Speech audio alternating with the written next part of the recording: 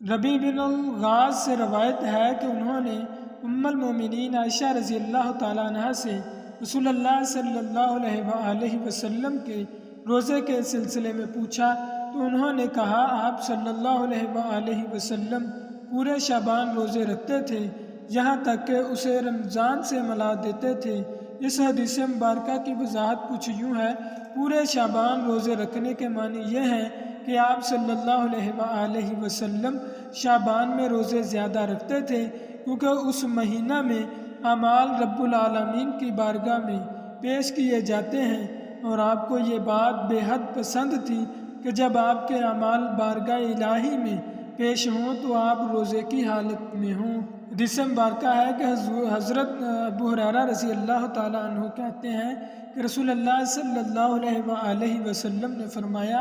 رمضان سے ایک دن یا 2 دن پہلے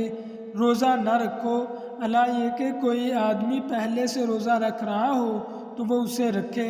حدیث مبارکہ کی وضاحت ہے کہ مثلاً پہلے سے جمعرات یا سوموار پیر کے روزے رکھنے کا معمول ہو اور یہ دن اتفاق سے رمضان سے 2 یا 1 دن پہلے آ جائے تو اس کا روزہ رکھے، کیونکہ یہ روزہ رمضان کے استقبال کے لیے نہیں ہے۔